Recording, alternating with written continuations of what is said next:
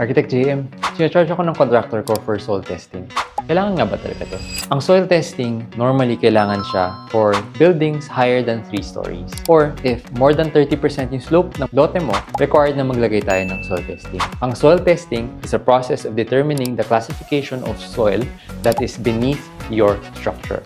So bakit importante ito? May isa kaming project, it was supposed to be 2 stories high lang. Nagawa na namin yung design from architecture to engineering, but nahuli yung soil testing mainly kasi nagmamadali yung client. Ngayon, kailangan pa rin talaga ng soil testing kasi hindi kami sigurado yung sa lupa na meron kami. Inasuggest namin nung umpisa, pero sa huli pumayag naman si client. Ngayon, nung bumalik yung soil testing, nalaman namin na napakalambot ng lupa. Ibig sabihin nito, kailangan namin magpilote para dito sa 2-story na building na to. So if you can imagine, sabihin natin 5 million yung construction ng bahay sa taas, yung pilote na kailangan naming ihukay sa ilalim amounted to around 3 million pesos. Doon pa lang namin nalaman na okay, hindi pala feasible na magtayo ng bahay dito sa location na to. Para maiwasan yung ganitong scenario, maganda at maigi kung hindi kayo sigurado sa state ng lupa natin, magpa-soil test tayo. Makakatipid kayo ng mas marami kung maaga nyo siyang gagawin. For more insights in architecture and construction, please follow our page, Architect JM Jesus.